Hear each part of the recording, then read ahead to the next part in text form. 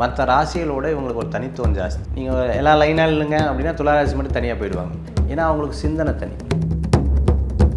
சின்ன சின்ன விஷயத்தில் ரொம்ப தெளிவாக இருப்பாங்க துளாராசி. அந்த இயல்பை எங்கேயாவது ஒரு இடத்துல உடச்சிருவாங்க. பிறருக்காகன்னு இருக்கும்பொழுது, பிறருக்காக மாற்றிக்கொள்ளும்போது தன்னால் அக்செப்ட் பண்ணவே முடியாது. அவங்களோட நிம்மதி அதை யார்ட்டையும் விட்டு கொடுக்க மாட்டாங்க. அதை விட்டு கொடுக்கக்கூடிய சூழ்நிலை அவங்களால இருக்கவே முடியாது. ஸோ அதை மாற்றக்கூடிய ஒரு அற்புதமான கோயில் இருக்குது. ஸோ அடுத்ததாக இருக்கக்கூடிய ராசி பார்த்திங்கன்னா துலாம் ராசி என்பர்கள். இவங்க எந்த முருகர் கோவில் போய் வழிபாடு எடுத்துக்கலாம்? துளாராசியை பொறுத்தளவுக்கு இவங்களுக்கு இருக்கக்கூடிய ஒரு இயல்புமா, மற்ற ராசிகளோட இவங்களுக்கு ஒரு தனித்துவம் ஜாஸ்தி. நீங்கள் எல்லா லைனாக இல்லைங்க அப்படின்னா துளாராசி மட்டும் தனியாக போயிடுவாங்க. நான் சொல்கிறது உங்களுக்கு அந்த லைனில் நான் வர மாட்டேன். ஏன்னா அவங்களுக்கு சிந்தனை தனி, அவங்களுக்கு எண்ணம் தனி, அவங்களோட புரிதல் தனி. நான் சொல்கிறது உங்களுக்கு, அவங்கக்கிட்ட ஒரு வேலையை கொடுத்துப்பட்டால் பர்ஃபெக்டாக பண்ணுவாங்க. நீங்கள் வேலையில் ஜெர்மனிக்கு போயிருந்தீங்கன்னா தெரியும். என்கிட்ட ஒருத்தர் யோகா படிக்கும்போது என்னை ஃபோட்டோ எடுத்துகிட்டு இருந்தார். நான் பண்ணுற யோகாலாம் ஃபோட்டோ நான் ஆசிரமத்தில் யோகாலாம் ஃபோட்டோ எடுத்தோன்னே நான் ரொம்ப அப்படியே சந்தோஷப்பட்டு, இன்னும் எக்ஸ்ட்ரா போஸஸ்லாம் கொடுப்போம்ல, கிளாஸ்லாம் முடிஞ்சோன்னா அந்த டைம் ஒரு ஒரு மணி நேரம் டைம் இருக்கும். அதெல்லாம் வேறு மாதிரி போஸ்லாம் கொடுத்தேன். காமிச்சார், எப்படி இருக்குது ஃபோட்டோன்னு கேட்டார். சூப்பராக இருக்கும், வேறு மாதிரி ஃபோட்டோ எடுத்தார். நான் தலைகீழாக நின்று அப்படியே உடம்ப எல்லா ஆசனத்தையும் பண்ணேன்.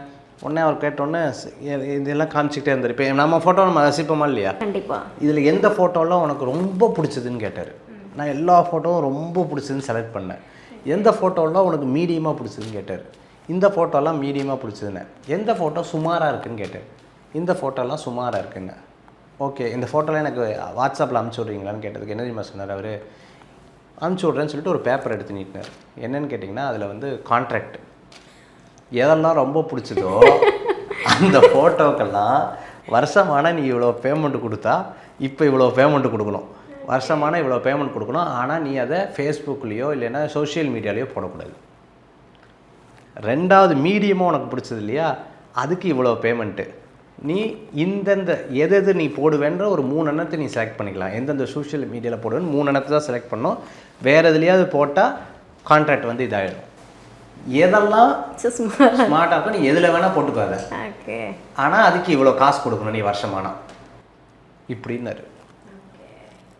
நான் இப்போ அவர்கிட்ட கேட்க, ஏன் இப்படி பண்ணேன்னு கேட்டதுக்கு அவர் சொன்னார், நான் ஆசிரமத்தில் உட்காந்துட்டு வந்திருக்கேன், எனக்கு செலவுக்கு வேணும்ல, உனக்கு எதை பிடிக்கணுமோ அதான் நான் பண்ணணும், அதில் எனக்கு ஒரு கான்ட்ராக்ட் இருக்கணும்னு.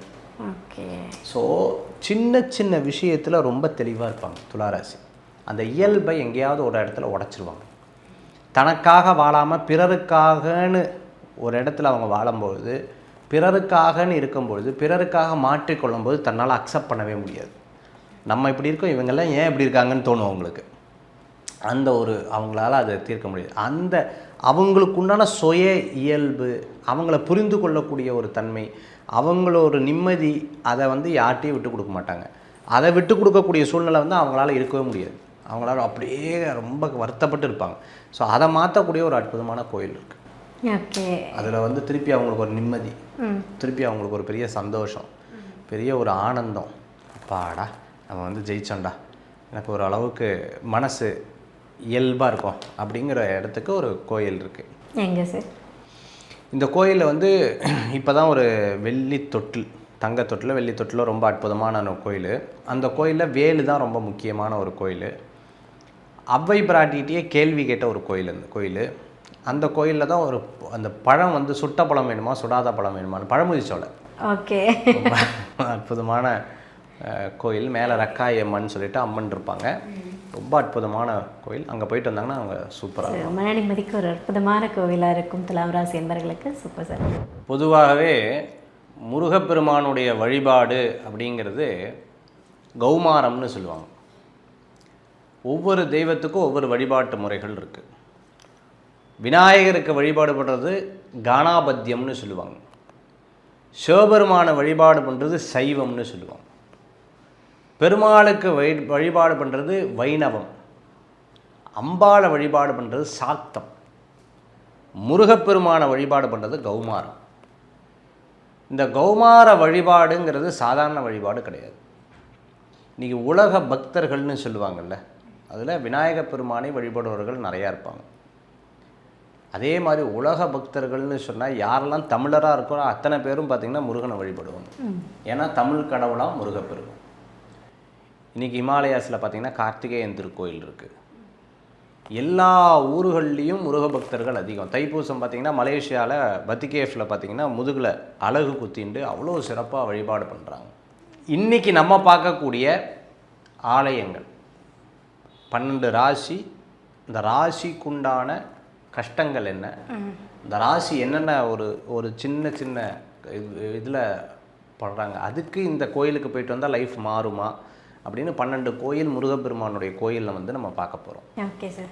ஸோ அப்படி பார்க்கும்பொழுது முருகர் எல்லா இடங்கள்லையும் இருக்கார். எல்லா இடங்கள்லையும் ஒரு அனுபவம், வித்தியாசமான அனுபவம். நான் வந்து வருஷத்துக்கு 3 முறை ஆறுபடை கோயில் போவேன்.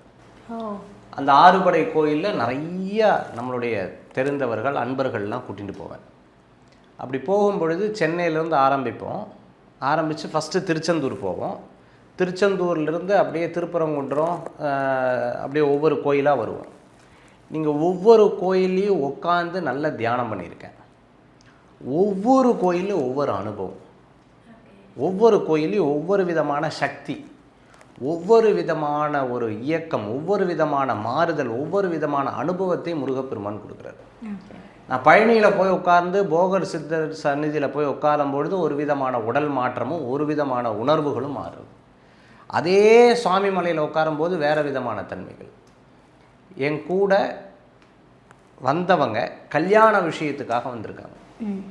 கல்யாணம் ஆகணும், இந்த மாதிரி கோயிலுக்கு போய்ட்டு திருப்பரங்குன்றம் போகிறோம், சுவாமிக்கு மாலை வாங்கி சாத்துறோம். கரெக்டாக 3வது மாதம் அவங்களுக்கு நிச்சயமாகிறது. ஓகே.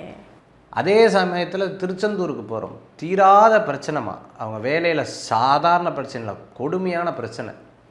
அவர் சொல்கிறார், சார் உங்கள் கூட நாங்கள் திருச்செந்தூர் வரோம். உள்ள திருச்செந்தூர் கோயிலுக்கு போயிட்டு வெளில வராங்க.